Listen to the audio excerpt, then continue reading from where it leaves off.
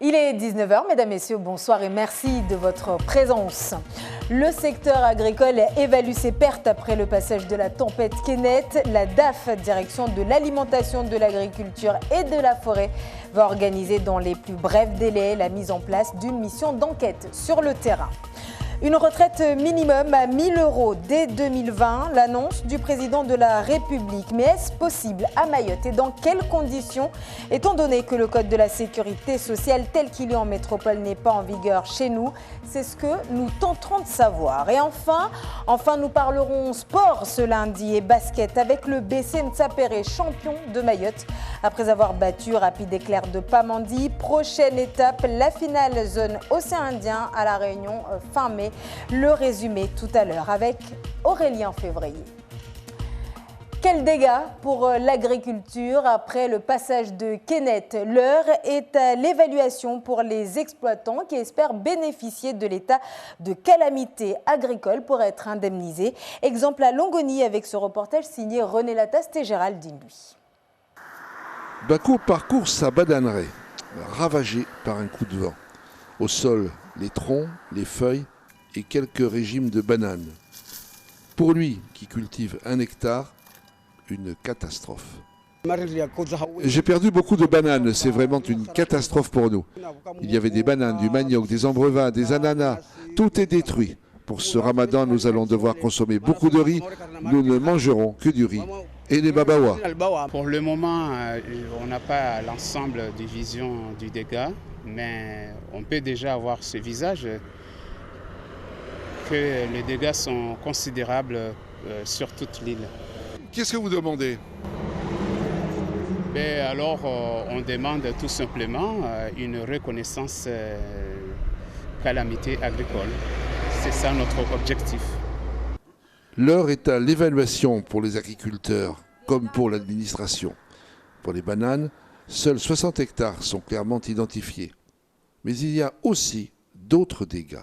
Pour l'instant, on n'a pas encore une idée précise des dégâts de la tempête. On sait qu'on a des pertes de récolte, notamment sur les bananiers. On sait qu'on a ce qu'on appelle les pertes de fond, c'est-à-dire des destructions des toits de poulailler qui sont envolés, ou alors des bâches de serre qui sont parties, divers types de destructions liées au vent, mais on n'a pas une estimation précise pour l'instant. Sur les 1500 agriculteurs recensés, seuls les 1200 qui sont à jour de leur cotisation de la Mutualité sociale agricole, la MSA, et qui auront déposé un dossier de dégâts à la PAC pourront éventuellement être déclarés en calamité agricole, à condition aussi que 30% de leur récolte annuelle soit détruite. Prochain rendez-vous jeudi, où administration et syndicats agricoles vont se retrouver autour d'une table pour décider d'un calendrier de visite des exploitations. Une pension de retraite à 1 000 € minimum dès 2020, l'une des annonces faites jeudi dernier par Emmanuel Macron, annonce qui a réjoui la députée Ramlati Ali dans les colonnes des Nouvelles de Mayotte de ce lundi. Selon elle, et après interrogation du cabinet de l'Élysée, cette mesure sera applicable à Mayotte. Mais alors, dans quelles conditions lorsque le Code de sécurité sociale n'est pas en vigueur chez nous? Élément de réponse avec Laïni Sedachim et Alda Alidi. Impatient et curieux en même temps, le président de la Fédération des personnes âgées et retraitées voit d'un bon œil l'application de cette mesure chez nous.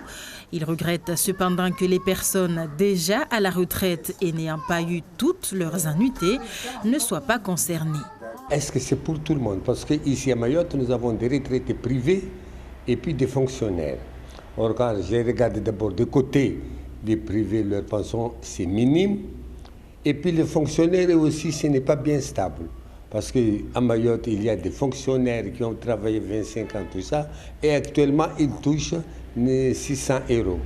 Et puis les compléments de retraite qu'ils ont faits, c'est-à-dire avant d'être fonctionnaires, ne sont pas payés. En effet, les choses ne sont pas si simples pour notre département, toujours soumis à un cadre spécifique en ce qui concerne la retraite, en particulier pour les salariés du privé. Si le législateur veut réellement s'engager aussi pour Mayotte, il faudra faire sauter certains verrous, notamment les 4 décrets et dérogations, et appliquer tout simplement le Code national de la sécurité sociale. Nous avons dans un premier temps déjà l'ordonnance de 1996 qui fixe les modalités de la sécurité sociale à Mayotte. Nous avons deux décrets, un décret de 2010 et un décret de 2018 qui fixent les évolutions de la retraite à Mayotte, avec aussi l'ordonnance de 2011. Donc s'il y a matière à rehausser la retraite à Mayotte, nous sommes preneurs. Par contre, il faut abroger l'ensemble de ces textes pour arriver à un texte de droit commun pour qu'on n'ait pas à chaque fois à bricoler sur la retraite à Mayotte. Avec une pension de retraite de moins de 700 € pour un maximum de 120 trimestres de cotisation exigés, tous les salariés mahorais du privé et certains de la fonction publique qui partiraient à la retraite en 2020 devraient bénéficier de ce minimum contributif de 1 000 € annoncé par le président de la République. À retenir également dans l'actualité, la grève illimitée à partir de ce lundi des postiers du secteur sud. Un préavis a été déposé par le syndicat Focom Mayotte qui dénonce entre autres revendications les nominations promotionnelles sans prérequis, la surcharge de travail ainsi que le non-respect des accords signés à la Poste. Bibi Mariam Alidi, Assadi Razafitseno. Non-respect aux accords nationaux ou encore manque de reconnaissance des droits. Ce sont entre autres les revendications des postiers du secteur sud. Conséquence, les 3 bureaux de Dambéni, Kokoni et Sada sont fermés. À Chirongi, on assure un service minimum. Pratiquement à 97% des agents sont en grève. Tout cela, c'est par rapport aux conditions. Eux-mêmes, les clients, ils connaissent quand ils viennent au bureau comment ils sont accueillis. Donc ça, c'est un mouvement que nous avons lancé, certes pour les chargés de clientèle, mais aussi le bien-être des clients. Effectivement, l'accueil des clients pose problème dans ces bureaux exigus et vieillissants. Quand vous rentrez dedans, c'est une place pour 3, 4, 5 personnes maximum. Non mais c'est pas normal.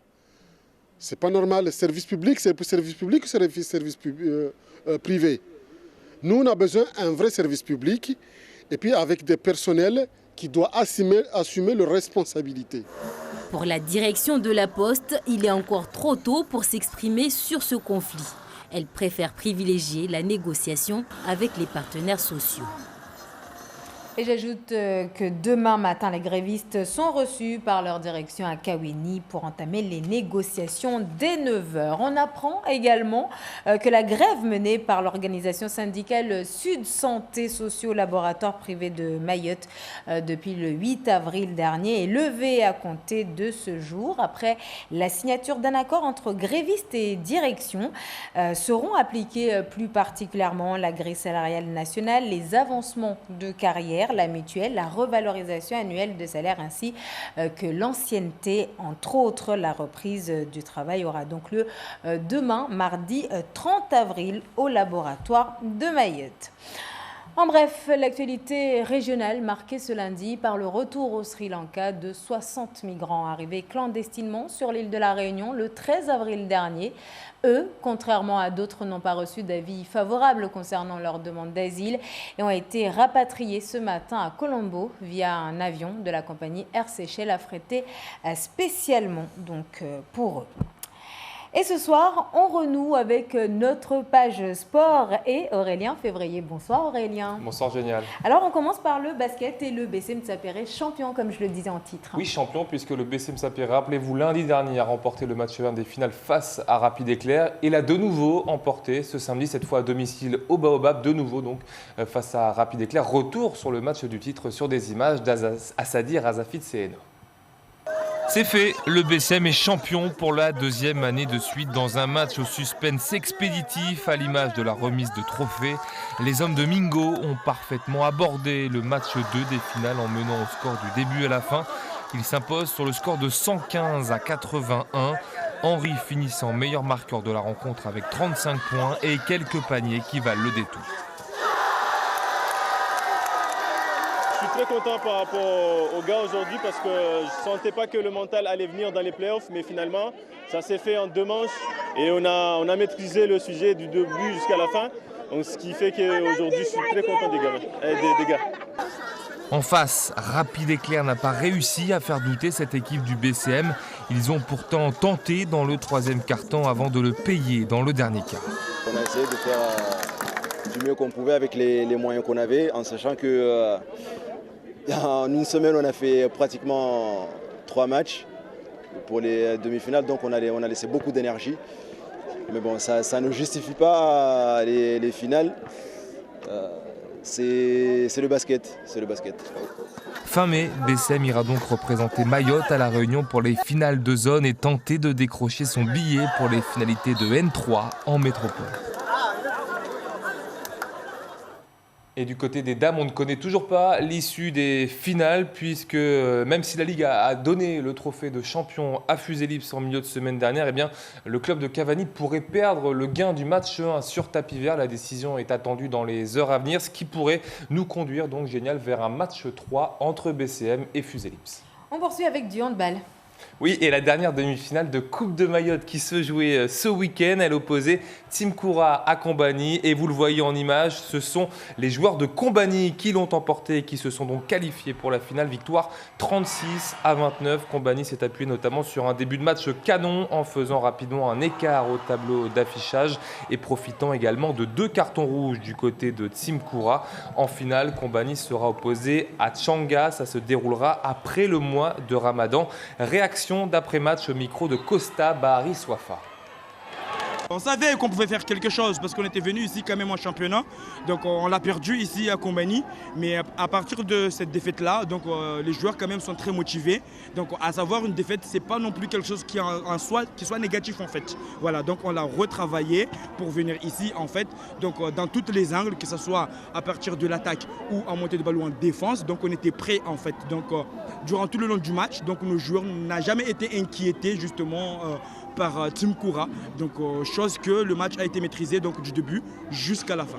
Dès l'entame de match, ils ont pris une avance de 5 buts et du coup c'est presque ça qu'on retrouve à la fin. Donc on a tout le temps couru derrière le score et du coup ils ont géré le match. À chaque fois il y avait un gros écart, à chaque fois on faisait le yo-yo, on remontait au score mais à chaque fois on reprenait des buts derrière. Donc du coup voilà.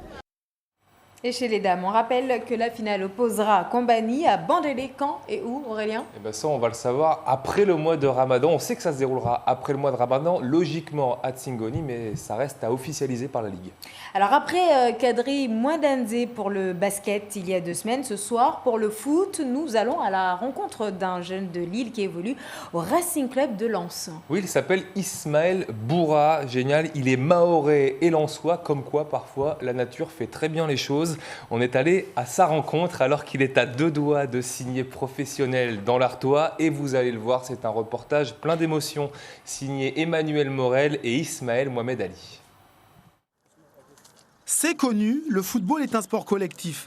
Le défenseur mahorais du RC Lens, Ismaël Boura, 18 ans, peut même ajouter que la famille joue un grand rôle, tout comme ses amis de quartier d'Avion, ville du nord de la France.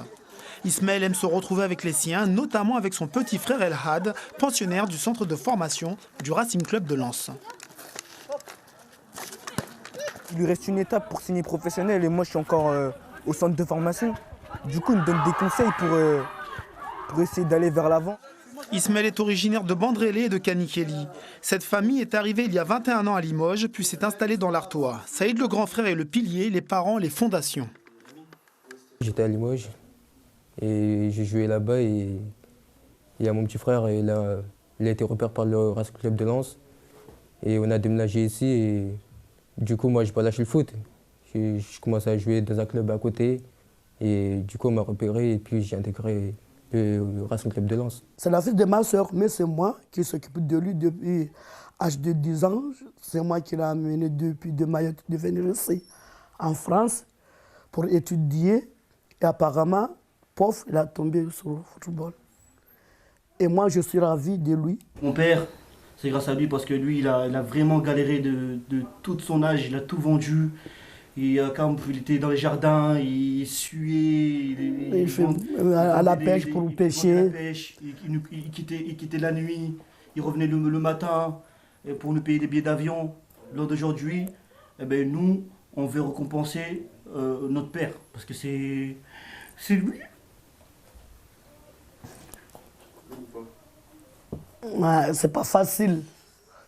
Oui, parce que On a Vénétie. C'est pas facile. Maintenant, Ouais. ces choses, c'est vraiment compliqué. C'est vraiment compliqué. Il y a des hauts, il y a des bas. Mais quand on a un père et une mère qui est là pour nous aider, je vous dis, c'est le plus mieux. Je vous dis, c'est le plus mieux. C'est le meilleur. Ouais. Je vous dis. Mais en tout cas, si vous avez la capacité de réussir, vous pouvez réussir.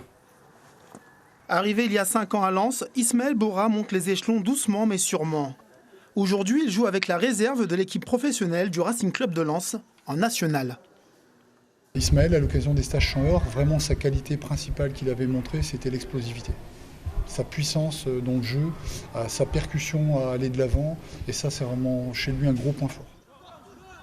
Joueur technique, véloce, rapide, ce fan de Cristiano Ronaldo, timide et réservé à la ville, est un laborieux, un guerrier sur le rectangle vert.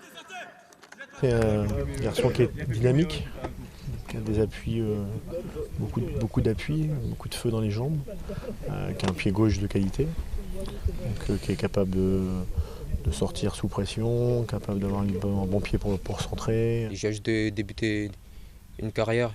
Je ne vais pas encore signer professionnel, mais j'espère signer professionnel. Ouais, toujours bosser, de rien lâcher, et respecter les consignes du coach et prendre du plaisir, avant tout. Sollicité par de nombreux clubs, Ismaël Bora est susceptible de signer dans les prochains jours son premier contrat professionnel. C'est tout le mal qu'on lui souhaite.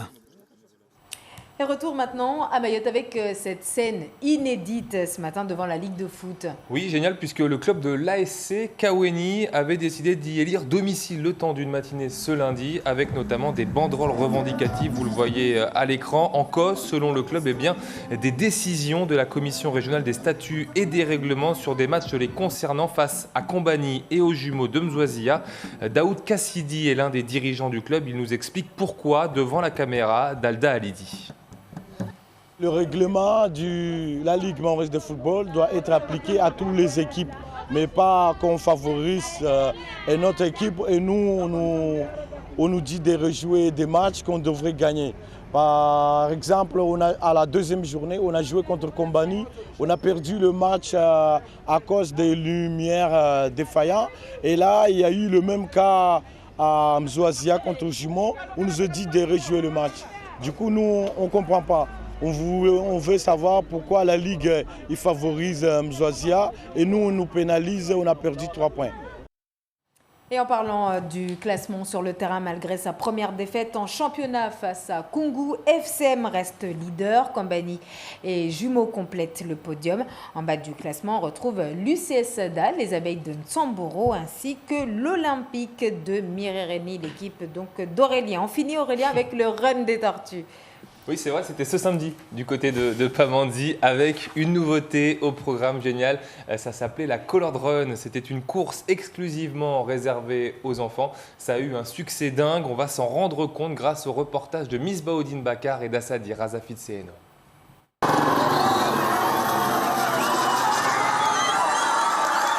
C'est la nouveauté pour cette 8e édition. Cette année, le Run des Tortues a fait appel aux enfants avec un coup d'envoi donné par l'hélicoptère. Ils étaient 500 jeunes, leur parcours entre 800 et 1600 mètres sur la piste d'athlétisme de Pamandzi, de quoi ravir les intéressés. Il y avait de l'ambiance, c'était amusant. C'était un peu dur, mais ça va, parce que il y avait plusieurs personnes, il y avait nos amis, nos parents qui nous regardaient, ils nous encourageaient. C'était bien, on s'est amusé.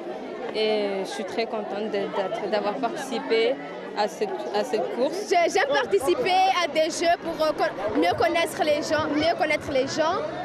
Et ça me plaît, cette course. Donc vous êtes tout coloré là, vous pouvez expliquer comment ça se fait ? Oui, pour qu'on ait bien de courage. Ça nous donne de la courage pour cette peinture.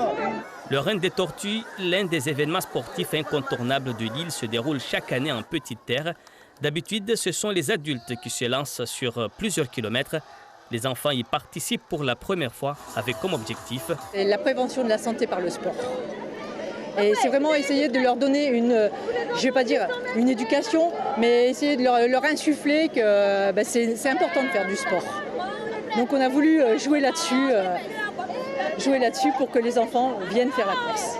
Le rendez-vous est pris pour l'année prochaine. Et génial, sachez le prochain rendez-vous athlétisme à Mayotte, c'est le 16 juin prochain avec le retour des 10 km de Mamoudzou. Les inscriptions sont toujours ouvertes. Merci beaucoup Aurélien, évidemment, on vous attend pour vous inscrire. Surtout vous. Et pour finir, direction Mrona-Beja où a eu lieu hier une journée de festivités religieuses au profit des jeunes du village. Et ce, à l'occasion du premier anniversaire de la madrase de Mrona-Beja dans la commune de Kanikeli. Au programme, Majlis suivi d'une lecture de Coran sur place en Liad Bonaïssa à Toumani Simba.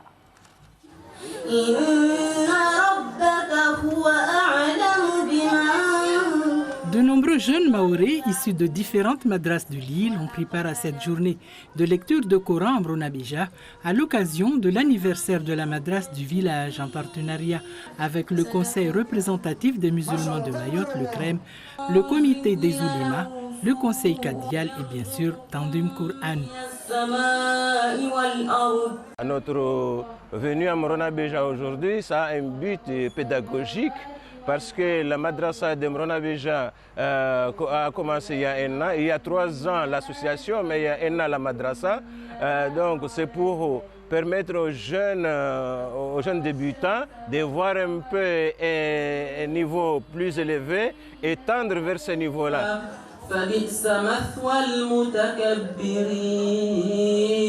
C'était bien. C'est la première fois qu'on vient ici. On les découvre à peine. Pour nous, c'était bien. C'est très important parce que nous sommes des musulmans et le Coran est notre livre. Nous devons effectivement l'apprendre parce que si on ne l'apprend pas, on ne pourra pas pratiquer l'islam comme il faut. Le Coran, c'est le livre, c'est le guide pour l'islam. Le centre éducatif de la culture musulmane qui organise cette journée pour promouvoir la lecture du Coran, les 44 jeunes Mahorais, filles et garçons, lauréats du concours Coran 2019 qui représenteront Mayotte au concours régional de Coran qui se déroulera à l'île Maurice du 23 au 26 juillet prochain, étaient également présents.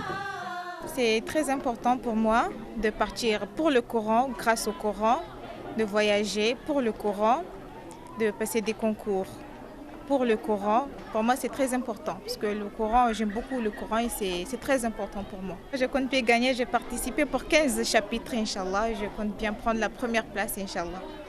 Après les festivités, les regards sont dorénavant tournés vers le concours du Coran de l'île Maurice où ces jeunes espèrent représenter dignement notre département. Et ce sera tout pour ce 19h. Merci de votre attention. Avant de nous quitter, je vous rappelle le souhait des agriculteurs de l'île après le passage de la tempête Kenneth. Ils espèrent une reconnaissance de l'état de calamité agricole. Pour l'instant, l'heure est à l'évaluation des pertes. Pour eux, comme pour l'administration, il n'y a pas encore de vision d'ensemble des dégâts à l'échelle du département, mais un calendrier sera mis en place dans les prochains jours pour la visite des exploitations agricoles de l'île. Demain, l'invité de Zakwili à 7h15 en radio sera Ibrahim Bonaeri du MDM et ancien maire de Tingoni. Mais pour l'heure, je vous laisse en compagnie de Darouche Daou pour le journal. En Morée, excellente soirée à vous et à demain.